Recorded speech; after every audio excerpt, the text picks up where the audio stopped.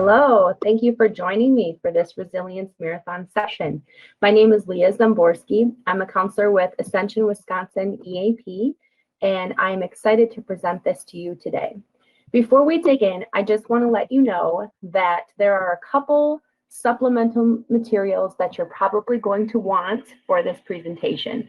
The first one is a notes page, and if you don't have this already, feel free to call us, to email us, access our website. You can get to us that way as well.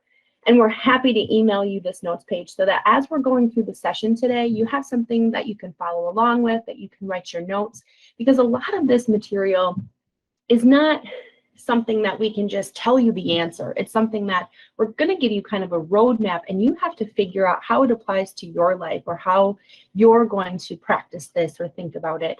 So it's very personal. So we wanted to offer this sheet just to help keep you structured and on track and give you an opportunity to reflect on some of the things that we're talking about today.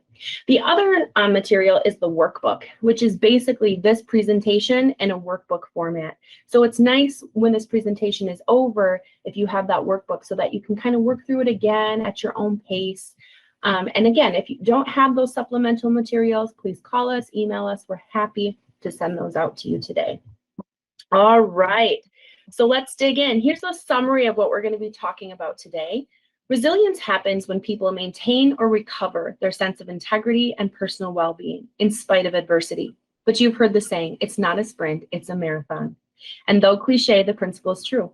When we go through difficult circumstances, we have to pace ourselves for a long journey, be intentional about taking care of ourselves.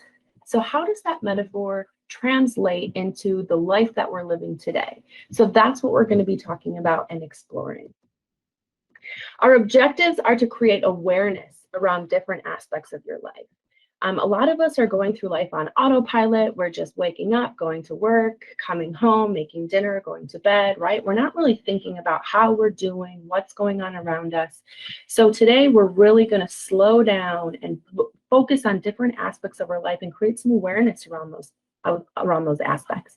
So what are your protective factors? What helps you to thrive and survive despite difficult circumstances? What are your risk factors? We're going to explore stress management strategies to maintain balance and improve well-being. Managing stress is something that we all have to work on improving our skills, because let's face it, we live in a stressful world. Some of us are pretty good at managing stress. Others of us need some work, myself included. I'm definitely not, there in terms of stress management, but we can improve our skills with awareness and practice.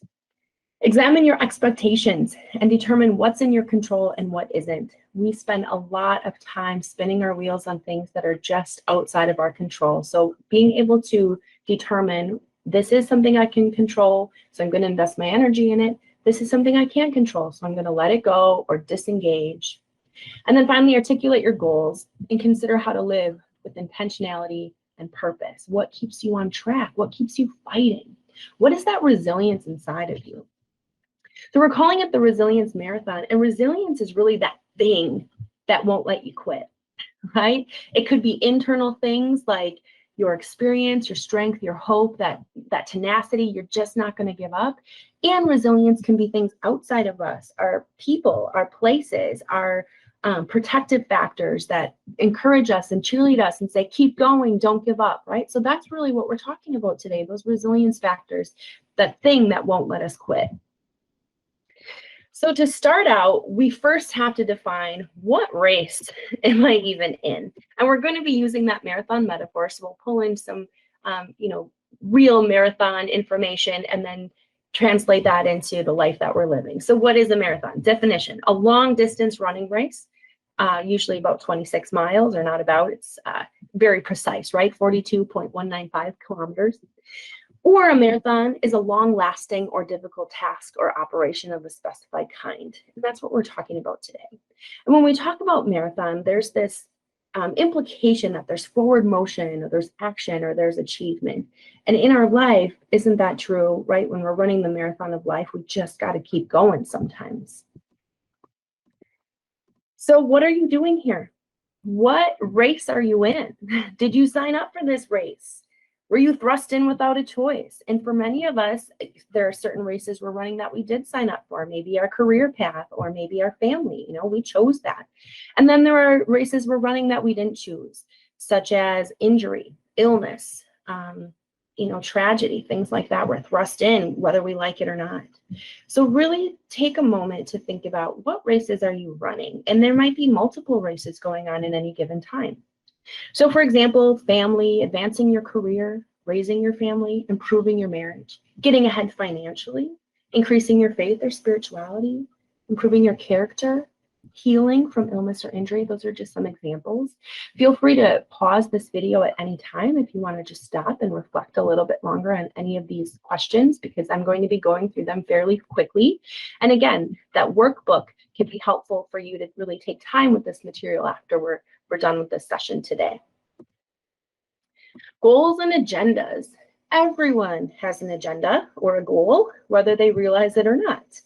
So again, creating that awareness about what your agendas and goals are. So some common agendas are avoid suffering or pain. That is my husband. He doesn't care how good it feels as long as he can avoid the consequence. That's what he's looking for. He's kind of a glass half empty person. I, on the other hand, am a glass half full person. So I pursue pleasure or happiness. What can I gain from this? How is it going to benefit me?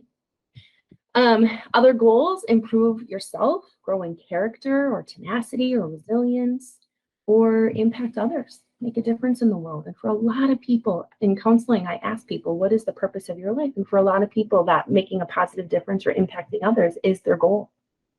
So what are your agendas or goals in life? And how about in the races you're running? Do you have different goals for work than you do for family? George Lucas said, your focus determines your reality. Do you think that's true? There's another saying that says, what you focus on grows. So if we focus on positive aspects of our life, the positivity will increase. If we focus on the negative aspects of our life, the negativity will increase. So whatever you focus on, that determines your reality. Do you agree? All right, the next phase of our session today is the pre-race training. So what I mean by that is the preparation that you've had for your marathons. People spend weeks or months preparing to run a marathon, and likewise, you have had life experiences that have either prepared or sabotaged your ability to run your races today.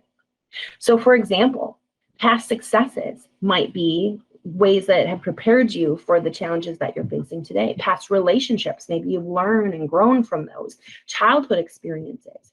Or on the flip side, maybe some negative things that have sabotaged you. Maybe some unhealthy choices, addictions, hurts, habits, hangups have kind of injured you or, not prepared you as well as you would maybe have liked for the races you're in today.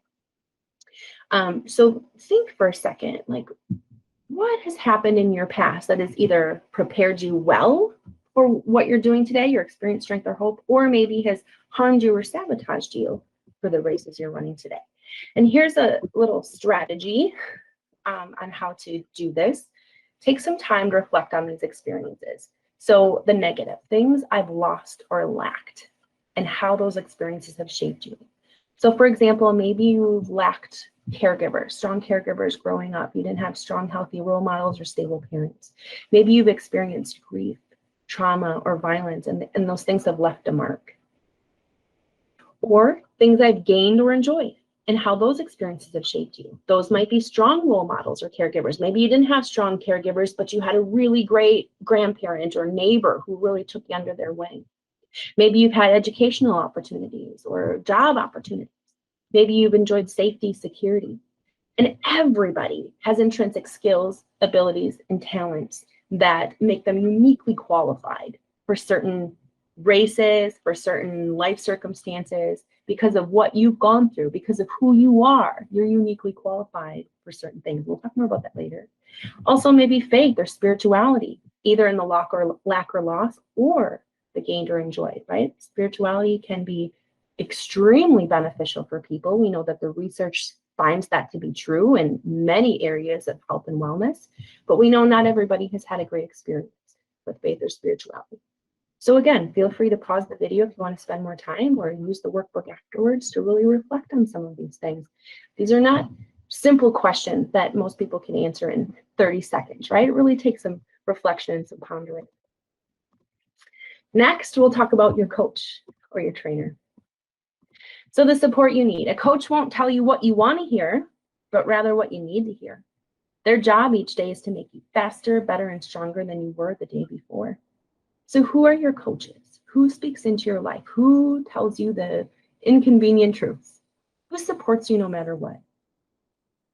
And on the flip side, who have not been good coaches? Sometimes people speak into our lives and they're trying to help, but really their advice is not all that helpful. So are there coaches in your life that maybe you need to avoid now? Or maybe coaches in your life who are wise and honest and they tell you the difficult things, but you don't want to hear it, so you just kind of avoid them. Maybe you need to bring them back into your life. So who are your coaches? Who do you need to listen to and who do you need to not listen to? Think of a time you were given feedback that was difficult to hear. What did you learn and how did you grow? So I can give my own example. One time I was with my coworker Mary in our office. This was a long time ago. And I came in and I popped down and I said, "Oh, Mary, I'm just so frustrated because I have all these clients and I'm so busy and I'm just burning out."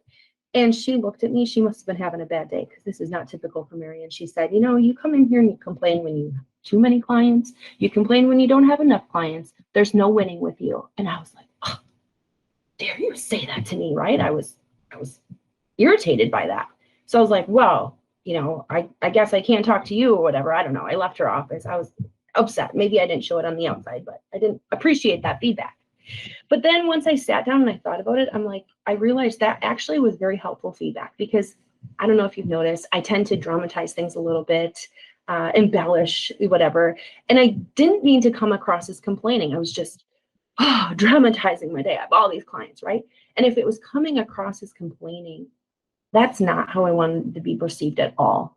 So I went back to Mary and I said, actually, I was upset with you for saying that, but I appreciate the feedback and I'm going to work on that I don't want to come across that way anymore. So that was difficult to hear, but it certainly helped me as a person. So have you had an experience like that? Who in your life can you trust to be honest with you? And how often do you actually solicit their advice?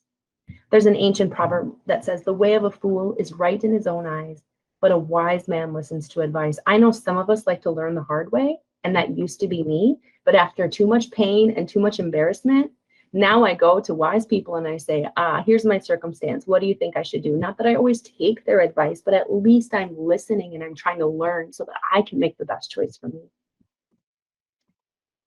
So next, are you a coach? Have you ever thought of it from that perspective? You may have people in your life that you respect and look up to, maybe because they have qualities you like, experience, wisdom, temperance, right? That steadfastness in their personality, so they're not like, up and down, hope. And do you have some of those same experiences, strengths, and hopes that might be valuable to somebody else? Again, there are things in your life that make you uniquely qualified to speak into somebody else's life. If you've been a victim of domestic violence and you've come through that with resilience and you've healed and you're stronger for it, you understand domestic violence dynamics way differently than most people do. And you may be a coach to somebody else who may be experiencing that same thing. Or it could be addiction or eating disorders or mental illness or anything, right? You have experience, strength, and hope that uniquely qualifies you to be a coach for someone else. So think about those people. Whose life are you speaking into? And if you're not, if you're kind of holding all your experience, strength, and hope and nobody else can have it, maybe think about that. Is there a way that you can share it and help somebody else? So next we're going to talk about supporters and critics. Supporters and critics. Whose voice are you listening to? So the supporter are the people who say kind of uplifting words, encouraging, like, you got this, you're so awesome. And they never give critical or negative feedback.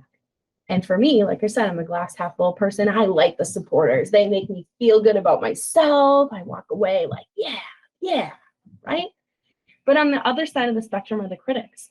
People who say unkind, disheartening, discouraging words, never positive or validating feedback. I try to avoid those people as much as possible. I don't need those negative Nancy's in my life. But wisdom is kind of the middle ground between support and criticism.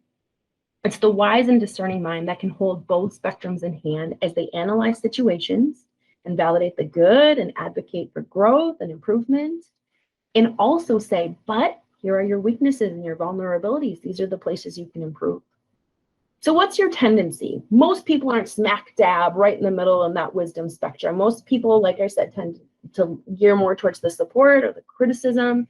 So, and that's okay. There's no right or wrong for this. It's just who we are as people. But kind of think about, what is my tendency?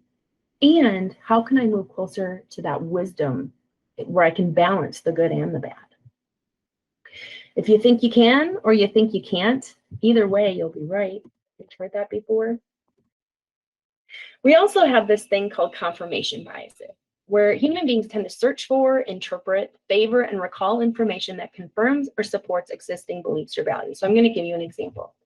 If a person, let's say me, if I believe my child is a good kid, I firmly and strongly believe that. And there's evidence to support that. My friends tell me they like him. He gets good grades. My child is a good kid. But there might be some evidence to the contrary that is kind of inconvenient, so I'm just going to ignore that. For example, there was something that looked like marijuana in his drawer, but I shouldn't have been in his room anyway. I'm just going to close that drawer and pretend I didn't see it because my child is a good kid. And then interpreted evidence. My child was arrested for vaping in the bathroom at school because he was peer pressured from his friends, right? My child is a good kid. On his own volition, he would never do something like that. That really wasn't his fault. So you see the confirmation bias. We try to line up evidence to support what we already believe rather than looking at the evidence objectively. So we might ignore evidence, we might interpret evidence so that it lines up with our beliefs. But that's not really wise, is it? So here are some common core beliefs. I am productive, I'm lovable, I'm accepted, impactful, empowered, responsible, valuable, secure. And those are great beliefs to have as long as you don't become rigid in those. I am productive is great. I am the best worker on my team. Probably not. I am lovable. Yes, everybody's lovable. I am the most lovable. I'm the best, right? Probably not. On the other hand, some people's core beliefs tend to be very negative about themselves in the world. Some people believe I'm defective. There's nothing good in me. I'm unlovable. I deserve to be abandoned, right? Those are not helpful beliefs either. So again, this is one of those exercises where you might want to take some time with this. In fact, in counseling, I use this kind of exercise a lot to get to the heart of what you believe about the world so that you can change those beliefs to be healthy and true rather than not helpful, not true. So which of these do you believe? And are you guilty of confirmation bias? If you believe that I am amazing at my job, that's wonderful to believe that. But can you accept the evidence that you made a mistake or you forgot to call back a client or a customer, that maybe you're not perfect at your job, even if you're really good at it? Can you hold two things to be true at the same time? That's wisdom. Well, a little bit of wisdom, right? There's a lot of aspects to wisdom. Whose voice are you listening to? So who are your supporters? Do you value their opinion? Why or why not? Or do you discredit everything they say? Yeah, right. I'm not that good. Who are your critics? Do you value their opinion? Why or why not? Even if it's hard to hear. And how are you your own supporter or critic? We all have self-talk, right? We're telling ourselves things all the time, positive or negative. So are you telling yourself things, again, that are true or helpful? All right, the next part is rules of the run. And we're going to go back to the marathon rules a little bit because I think that they have some translation into real life. So for example, the use of rollerblades and other forms of wheeled progression is not permitted. Each runner must run unassisted. Any and all forms of towing are not permitted. I took this from an official rules site. Now, in real life, of course, we can ask other people for help, right? And sometimes we're just empty. We have nothing left. We're broken. Life is hard. We have nothing to give other people. All we can do is just accept help from other people. That's a really vulnerable and humbling place to be. And A lot of people, when they find themselves in that situation, it's really hard to accept that help. But you know what? Just accept it when you need it, because at some point things are going to turn around and you're going to be full and you're going to be blessed and you're going to be able to turn around and pay that forward. So accept it when you need it. But on the other hand, your life is your journey, right? No one can do it for you. So maybe other people can help. They can speak into your life. They can provide practical assistance. But at the end of the day, it's your life and your choices. Nobody can do it for you. Another marathon rule: all runners should conduct themselves in a sporting manner, showing respect to other runners and event organizers. Failure to do so may result in penalty or event disqualification. That's just a good rule, right? Be kind. Care about other people, show compassion, help other people out. Unfortunately, there's no disqualification in life. Well, maybe fortunately, but there are consequences. In cases of accidents or any other type of emergency, runners must offer assistance to any other runner or member from the event if necessary. What another great rule. Even if it means cost you the win, you need to stop and help somebody else. Isn't that what life is about? Most of us would agree. Yeah, it is. So the rules of the run: systems, structures, and rules for life. The rules of the run are the systems and rules and structures that we live within. It could be, our work rules and policies that you have to show up on time, you have to dress a certain way, you have to behave a certain way. These rules help define us. They regulate our lives and behavior. It could be laws, you can't speed, you can't do drugs. Work policies I talked about, cultural expectations, family obligations. I know that there are rules in my family. I'm not allowed to, be with other partners, or, I need to let my husband know where I'm going to be, not like he's controlling or anything, but just out of respect for our family system and our structures, right? Sometimes these structures compete with each other. Sometimes our employer expects us to work long hours and our spouse expects us to be home for dinner every night, and these things compete. Or they just, it takes a lot of energy to follow all the rules and to make sure everything's right and juggle everything, right? It can become overwhelming. So just paying attention to what are the systems, structures, and rules you're living in. And are they reasonable? Is the life path you're on right now sustainable? Are you able to juggle all those balls? Hold everything up in the air, pay all your bills. Those are structures and rules that we, you don't pay your electric bill, you won't have electricity. Is it sustainable, the systems that you're living in? And a lot of people are saying, or do say, not for the long haul. No, I'm overextended, I'm overwhelmed, I'm burned out, but there's light at the end of the tunnel. If I can just make it to the end of the month, I know school will be out, things will change. For some people, there is no light at the end of the tunnel, and then they need to make some adjustments to their life situation so that they're not, breaking down, having mental breakdowns, or their body giving out. Illness and injury happens when we're overwhelmed and overstressed, right? So we need to be paying attention to, again, that pace, which we'll get to in a little bit.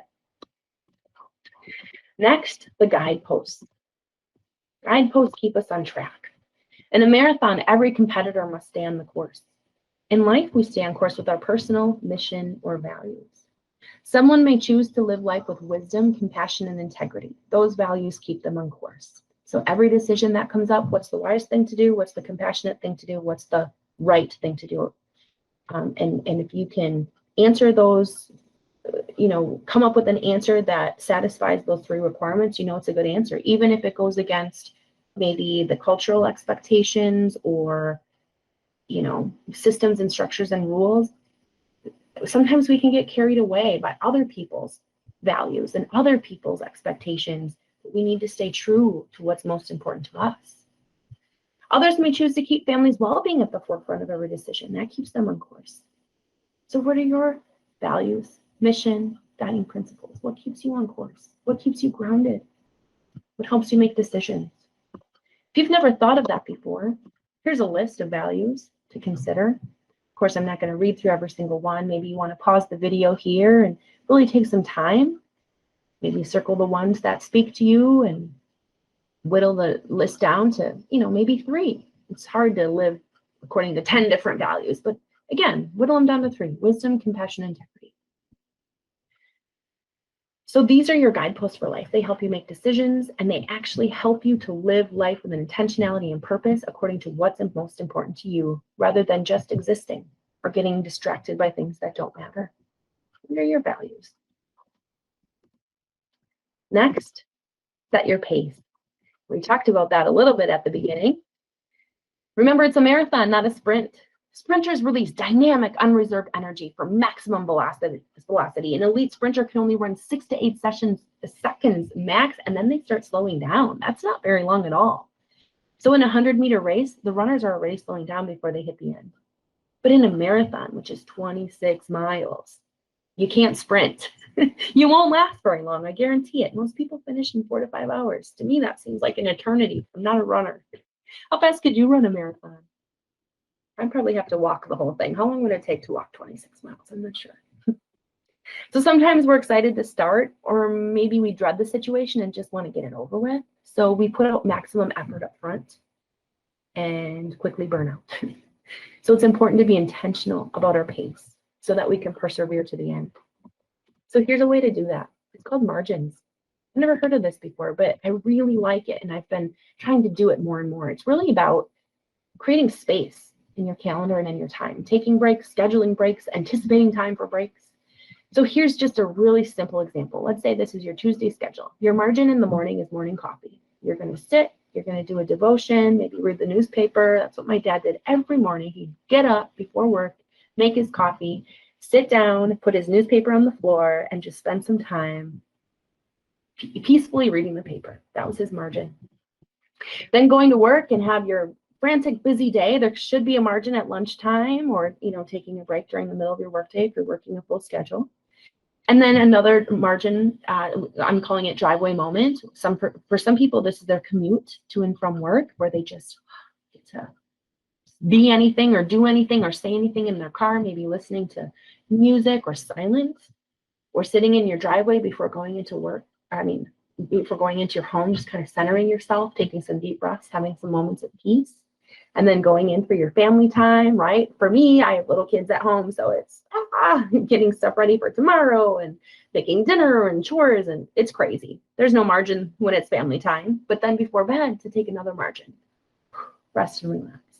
So think about where your margins could be. Where could you schedule in that time that's not scheduled to just be, to just rest and relax? And I know that when I have a really busy week, I depend on my weekends to be margins for me. My weekends are like the bookends to craziness, where I just need to be really intentional about taking time on the weekends for that. And another way to set your pace is to listen to your body.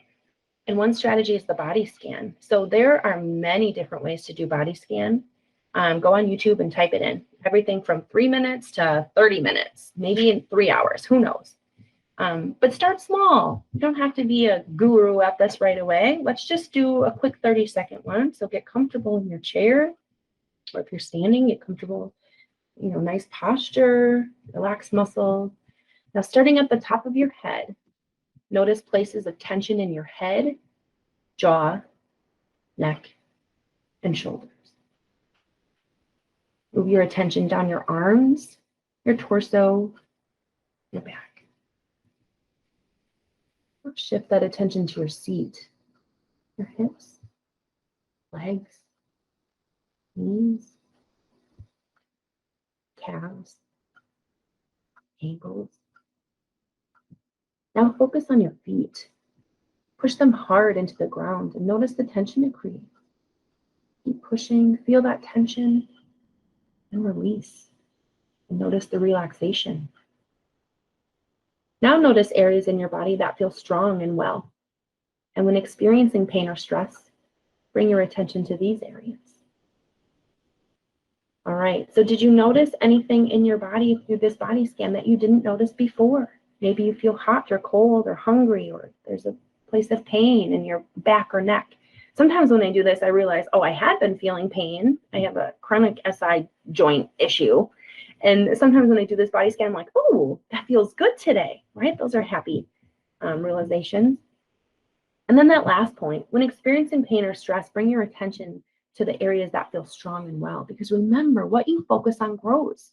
So instead of focusing on that ankle that's always giving you trouble and it acts up when it's humid out and that ankle and pain, right? Focus on the other ankle. Focus on the ankle that feels strong and well. And when you focus on that strong, well place, you might notice that the pain diminishes. Now it's hard because your brain probably naturally wants to take you to the place of pain. But if you intentionally refocus to the thing that's strong and well, it can really help to reduce pain. It's actually an effective pain management strategy, although it does take a lot of practice. It's definitely a skill that can get better with practice. So the idea of grounding, we've probably all heard that word before, but grounding is about focusing on right now and anchoring yourself in this moment. So sometimes it's a literal pause to push your feet into the ground and notice where you are and acknowledge how you're doing. So listening to my voice, looking at this computer screen, what are some of the colors? What are some things you can hear? What are some things you can feel in your body? That's all grounding. Sometimes it's a reflection on what's most important right now. We stay grounded in our values, in our faith or spirituality, in our family, the things that keep us anchored. Usually it's an acknowledgement that right here, right now, I'm okay. Anxiety is past focus or it's future focus. What's going to happen? I don't know. Is my boss going to be mad at me? How am I going to get that done? Right? Our thoughts can become really frantic when we're future focused. But if we stop, right now, I'm okay. Okay, right now, what do I need to do first? And breathing and body scan exercises can be really helpful to increase your grounding skills. Here's another strategy. 5, 4, 3, 2, 1. Notice 5 things you can see. So right now I see my computer screen, my camera, my coffee cup, my desk. Not only 4. My pen. 4 things I can feel. I can feel my hair. I can feel my clothes. I can feel that I'm a little bit warm. I can feel the pressure of my body on my seat. I can feel my feet touching the ground. 3 things I can hear. I can hear the whirring of my computer and the ticking of the clock. And if I listen really quietly, I can usually hear something outside, maybe a lawnmower or a car going by. 2 things I can smell. I've been in this room a while, so all the smells have kind of drifted away. But sometimes, essential oils or perfume, lotion, things like that. And something I taste. There's really no taste in my mouth. But do you see how just paying attention can be really helpful in reducing anxiety? When I'm thinking about those things, I'm not thinking about what I need to do later. So next is the hills and weather, the obstacles. From the official marathon rules, the event organizers reserve the right to suspend or cancel the race, change the date or race schedule, or modify the route and aid stations in cases not limited to the following: fire, war, acts of terrorism, exceptional climatic conditions, natural disasters, accidents, or for security reasons or justified orders from a competent authority. Unfortunately, we can't cancel life for those reasons or any other reason. We just have to keep going and figure out how we're going to work around those things. So what are your obstacles? A lot of people, it's stress or lack of sleep. Could be maybe an illness or injury. Could be isolation. A lot of people have been dealing with isolation, not only in this last season, but just in general. We're a society who's moving away from the front porch, neighborhood meetings to online social media. And we know that's just not the same. Fear, enemies, people who don't like you, people who you don't like, any kind of hardship or disappointment. So think about that. What are the struggles or the obstacles that you're facing? What's your hill and weather like today? So overcoming obstacles. As a person thinks, so he is. So what kind of thoughts do you hold? How do your thoughts shape who you are? Here's a good question when you're having thoughts to decide whether these thoughts are really good for you. There's 2 criteria. Is the thought true? And even if there's an element of truth, is it completely true? Like, for example, here, I'll just use the example I have on the screen. Someone close to you has betrayed you. They have said terrible things to defame your character, things that aren't true. So your automatic thought might be, I'll never forgive them. They're dead to me. I hope they're such a jerk, right? So is it true that the person is a jerk? Well, yes, right? They did something terrible. But is it 100% true? Is there something in there, something you know about them or that they've done before that would lead you to say, well, it's not 100% true that they're a jerk. Maybe they did something nice for someone one time, right? So it's not completely true. And is it helpful? Is it helpful to think, I'm never going to forgive them? I hope they... No, being that angry and bitter is not helpful to you. It's going to affect your mental health if you hold on to that grudge and that resentment. So something that's more true and more helpful might be, I live with integrity. I take the high road. I'm going to work hard to redeem my reputation. I'm going to pray for that person. I feel sorry for them that they are so hateful, right? Those thoughts are much more true and much more helpful than the automatic thought. So taking your thoughts captive, deciding, is this thought going to help me in life or is it going to hurt me? And if it is going to hurt me, what can I think that, what can I replace that thought with that's going to be better for me? Next, emergency services. Crisis, injury, or illness. We all run the marathon of life with injuries, and sometimes they're just unavoidable. There's nothing we can do. And the injuries that I'm talking about could be physical, but also moral injury, compassion fatigue, burnout, trauma, etc. So if you're not familiar with some of those terms, compassion fatigue is just becoming worn down from caring for others. So a lot of people in helping professions like counselors, social workers, paramedics, doctors, firefighters, teachers, they care for people. And when they see people struggling or suffering, that takes a toll, that hurts, that can be compassion fatigue. It doesn't have to just be a helping profession. It could be family members that are struggling. That hurts. Burnout, emotional exhaustion, depersonalization, reduced feelings of personal accomplishment. Often this is, we're spinning our wheels and we feel like we're not getting anywhere. We're not getting the time off we need. We're not getting the compensation we deserve. We're not getting the help and the assistance. We have too much to do and not enough time to do it. And we just are going, right? It's that pace. Maybe we're expected to go at a pace we cannot sustain and we're starting to burn out. Trauma, distressing events which cause overwhelming stress that exceed ability to cope. This could be illness, injury, separation from a loved one. Could be anything that threatens life or integrity. Could be traumatic. And we're not going to define what a traumatic instance is for every single person because that can be different. We have different levels of experience and tolerance. But when we feel like we're facing something and we just can't cope, that potentially could be traumatic. And then moral injury, perpetrating, failing to prevent, or bearing witness to acts that transgress deeply held moral beliefs and expectations. So in other words, it's a soul wound. You know the right thing to do. You know that you should be attending to your patients and doing a thorough workup, or you know that every student deserves your attention, or you know that this is the right thing to do, but you just don't have the energy. You don't have the capability. You can't do it. And that hurts you, right? That could be moral injury.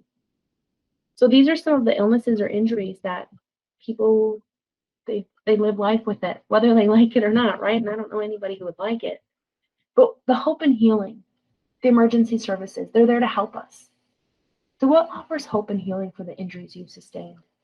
For a lot of us, that's our social connections and our loved ones, right? The support that we get from other people. We're not meant to live life in isolation and do it alone. We're just not. And I know for a lot of people, like I said before, it's a humbling experience to reach out and ask for help, but it's essential to survival.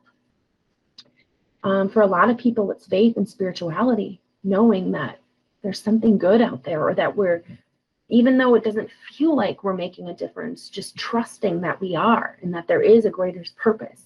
There is meaning in the pain that we suffer. So what offers hope and healing for you? Who maybe offers hope and healing for you? There's a lot of different ways to answer that question. Next, we're going to talk about water stations. The refresh and revitalize. Water stations are checkpoints that help us revitalize, replenish, get hydration, take a breath, take a moment, right? In life, these are self-care practices. So I have some examples: playing the piano, walking outside, holding a baby, cuddling with someone, wrapping ourselves in a soft blanket, doing paintings, woodworking, scrapbooking, gardening, whatever. Could be anything. Going to church, going to temple, going to the lake. It's anything that helps recharge your batteries. So what are those things for you? What do you love? What brings life back to your life? And are you getting enough of those things? And if not, how can you create some more margin so that you can build those into your life if you need them, or need more of them, I should say. And last but not least, acknowledging when we finish the race. Happy day, right? Finishing the race is a time to celebrate. It means you've overcome challenges. You've accomplished something. You've become stronger and more resilient than you were before. Maybe you didn't choose it. Maybe you didn't like it, but you did it. Good for you. So reflect back on the race you've run with the lens of acceptance and gratitude, right? So sometimes we can look back in the history and we can be angry and resentful, and that shouldn't have happened, and this person made the wrong choice, and look at how it affected me and how it hurt me. That's not going to be helpful to look at our race with that lens. Instead, put on your lens of acceptance. Like, I couldn't control it. It is what it is. People made the decisions that they made. I made the decisions I made. Can't change the past. And even though I never would have chosen that, look at what it's brought me. I'm a better person. I have that experience, strength, and hope that now I can offer to somebody else. I'm grateful for the blessings that came to me through that. I realized how people rallied around me and supported me through that time, right? There are always things to be grateful for, always. So some ways to reflect on finishing your race. I know I've grown because something I know now that I didn't know before, the things that kept me going.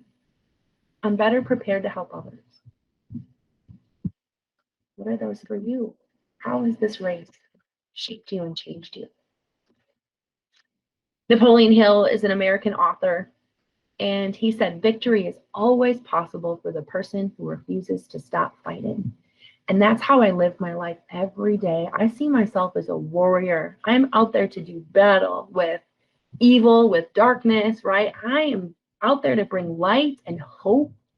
And again, that's my guiding principle. That's what keeps me on course. So what keeps you on course? What makes you just never stop fighting? What keeps you going? And if you can hang on to that and commit to that no matter what, the victory is yours. So thank you so much for attending this session. Please contact EAP if there's anything we can do. Of course, we're a service that offers free and confidential counseling. And in addition, we have those supplemental resources as well as resources on many other topics. So thank you so much for your participation, and have a great day.